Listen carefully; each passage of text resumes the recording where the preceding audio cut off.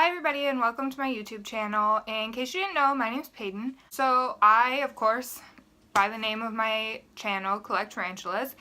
And one of the first things that people ask me when they find out that I collect tarantulas is, number one, how I got into liking tarantulas, and number two, why I collect tarantulas and what the big fascination is for me personally. So I first got into tarantulas when I was about 13 or 14. I had went to the local fair with a group of my friends and they had an exotic petting zoo. They, of course, had one of the tarantulas there and you could hold the tarantula if you asked the lady. A friend of mine dared me to hold one, and of course I wanted to show off to my friends, but at this point in my life I was intrigued by tarantulas and intrigued by bugs, but I had not really thought or crossed the idea of keeping one as a pet. They just, you walk across your yard or walk across your kitchen floor. They were cool.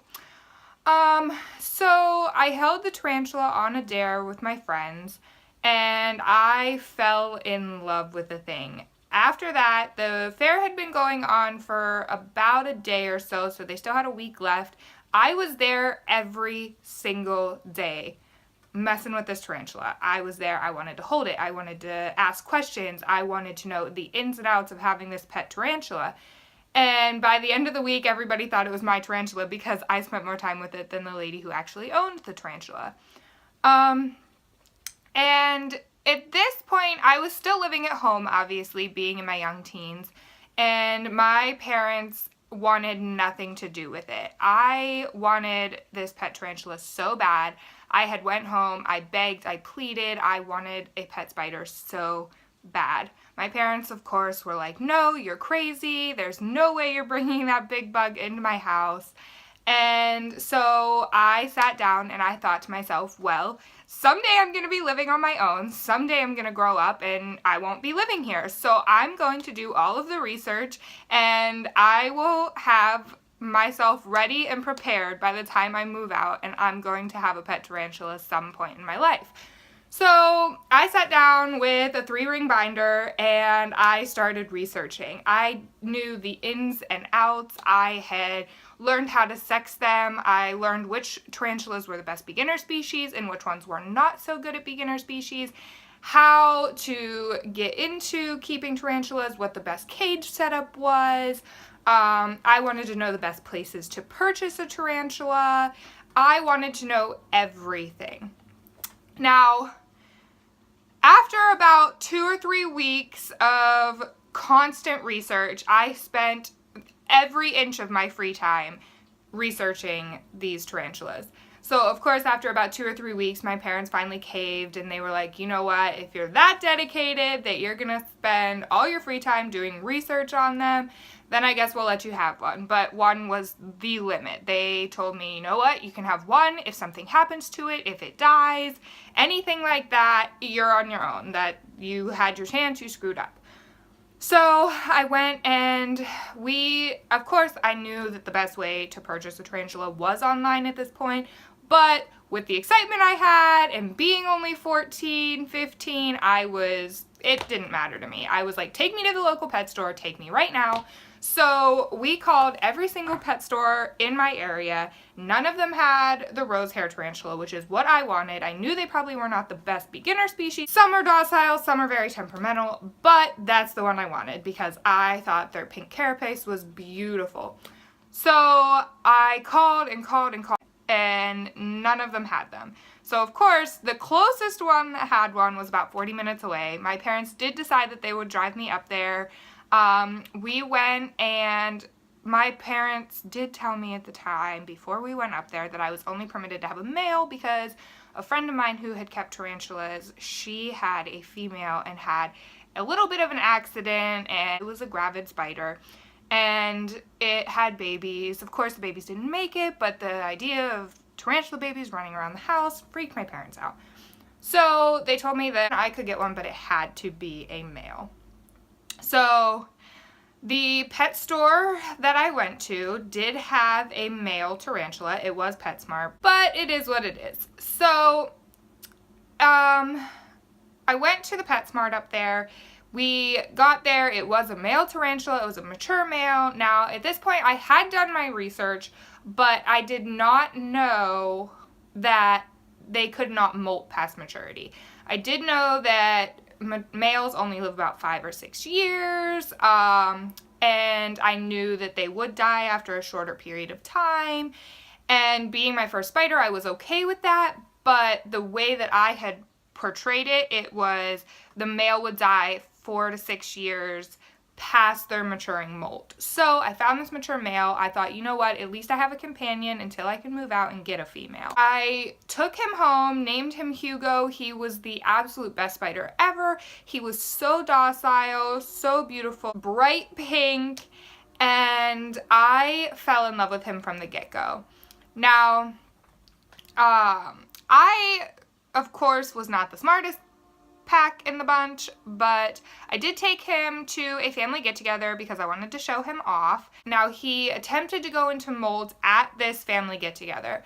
He did not make it out of molt, obviously, because he was a mature male, so he did end up passing away about a week after I had purchased him. Of course, with my parents' disclaimer that if he had died, if anything happened to him, that I was not permitted to get another one.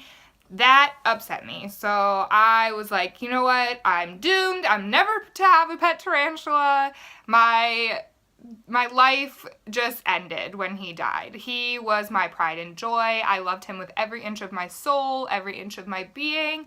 And so my parents decided that since it wasn't my fault, after looking into it and finding out that the mature males could not molt, finding out the reason that he died was just old age and that it was nothing that I did personally, my parents did decide that I could get another tarantula, and I was only allowed to have that one more, and I was permitted to get a female this time, but in the end, if anything happened to her, that was that. So I did end up going and getting a tarantula after that, went to the same pet store, got a female tarantula, and I named her Athena, again, a rose hair tarantula, and I was over the moon. Now, she was not as docile as what Hugo was, obviously, because she was a younger female.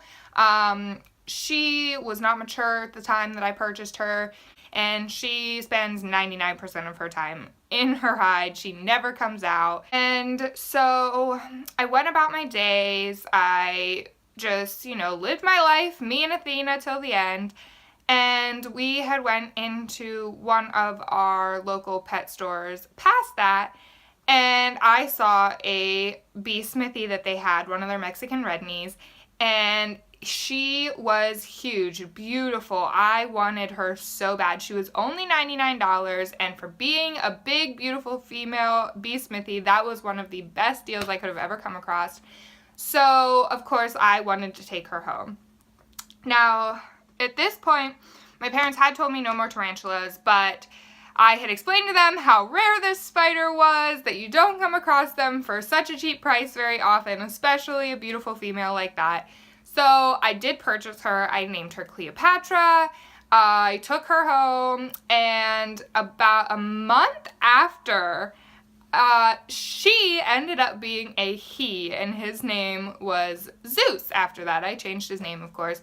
And so he ended up being a he, and I was very disappointed because I was sold the spider under the impressions that she was a female. That is what the man at the pet store did tell me. So I was very disappointed. I did call. He said that he would try and find another one and replace her.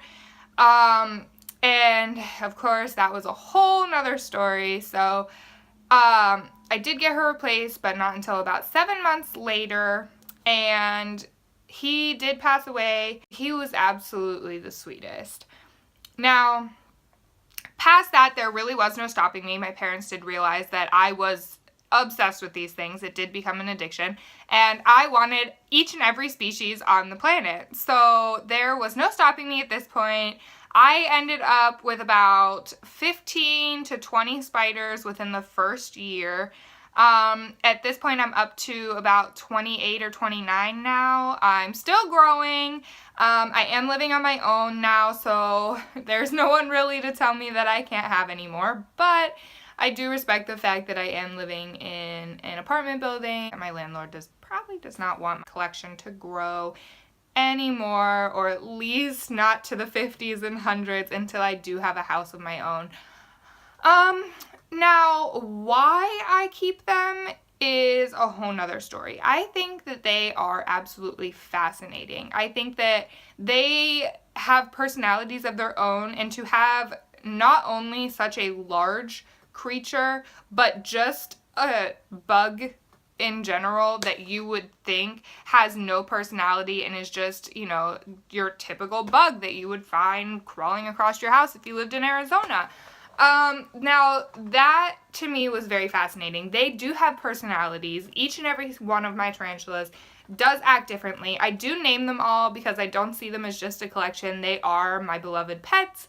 I would die if I did not have them. If anything happened to any of my tarantulas, I do cry. I go into a bawling fit like I'm 5, but you know, it is what it is. They are my pets. They are my beloved animals. I would do anything I could for them. I think that they're fascinating also. We don't know too much about them just for the simple fact that there's species all over the world. They are always finding more. They are always finding more species. There's always a variation of one species, and then they have to deter them as different species. That is fascinating to me as well. And I just can't say it enough. I'm probably very repetitive at the moment, but I do love them. Every time my parents would pick up a spider, I could spew off the name, whether it be a tarantula or not. I could just spew off the name. I knew that this was my passion. My friends made fun of me all the time because, of course, they would always joke with me. They would ask me, what kind of spider is this? And I would spew off a scientific name, and they'd be like, English, please. And that, to me, was amazing in the fact that I had forced myself to become so educated in something that not a lot of people know about. And I think that the reason that people fear them so much is because they don't know about them. If you do know more about them, you're not so scared of them. After having these spiders for about 3 or 4 years, when I turned about 17, 18, my parents did become more okay with them. They actually would sit down and videotape them. They thought they were cool. My dad would even handle them. I ended up getting each and every one of my family members to hold them. My little sisters were fascinated by them. And my mom, she was not so fascinated by them. She did like a few of mine. One of her favorites was my curly hair. She thought that that was just funny that she had long curly hair. She just thought it was cute. That was the one and only tarantula she did handle that she was okay with holding. And I don't handle my tarantulas on a regular basis, but I will say I do hold them for educational purposes and for presentation purposes. And in the fact that I think once you hold one, you fall in love with them as opposed to being scared of them. And I think even just having one crawl across your hand in such a slight motion, it really does alleviate the fear. That's, of course, how I got into it. So I do try to educate other people. I give them facts and information, and then I ask them if they would like to hold one. I do wish and aspire to do some educational things, and since I don't really have the time to be traveling around to do educational shows, I am going to start doing it on YouTube. That is where my channel came into play. I do aspire to teach, to educate, to show everyone that these creatures are not something to fear, that they are something beautiful, and that they are God's creation as well as the rest of us. And I see them just as cute and lovable as anyone would their dog or their cat. Alright everybody, so thanks for watching, and I hope that you enjoyed this video, that you did get a little introduction to my life, to how I got into the tarantulas and how I got into the bugs. If you did like this video, if you do want to see more content from me, please subscribe, like this video, and I'll see you next time. Bye!